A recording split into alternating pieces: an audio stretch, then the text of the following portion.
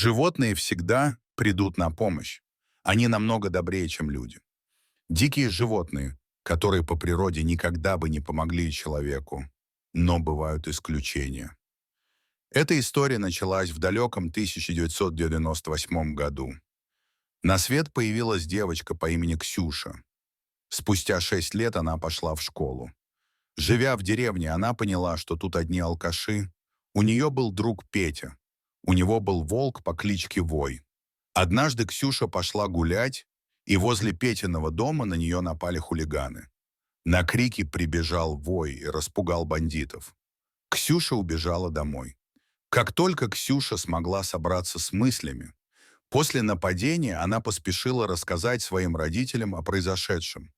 Они сразу вызвали полицию, но хулиганы успели скрыться до приезда правоохранительных органов. Ксюша была в шоке от случившегося, но ее сердце наполнилось благодарностью к Вою, который пришел на помощь. Она решила навестить Петю и поблагодарить его за то, что Вой спас ее от опасной ситуации. Когда Ксюша пришла к Пете, он уже ждал ее с нетерпением. Они обнялись, и Ксюша сказала: «Спасибо, Петя, ты и Вой спасли мне жизнь». Петя скромно улыбнулся в ответ и сказал, что Вой всегда готов помочь ей и защитить от любой опасности. С тех пор Ксюша и Петя стали неотделимыми друзьями. Каждый день после школы они проводили вместе время, гуляя по окрестным полям и лесам. Вой всегда сопровождал их, будто бы он был их надежной охраной. Вой был великолепным и преданным другом. Он помогал Ксюше и Пете не только в трудных ситуациях, но и в повседневной жизни. Когда Ксюша грустила или была не в настроении, Вой приходил и ласково нюхал ее руку, словно обнимая и успокаивая. Он никогда не требовал ничего взамен.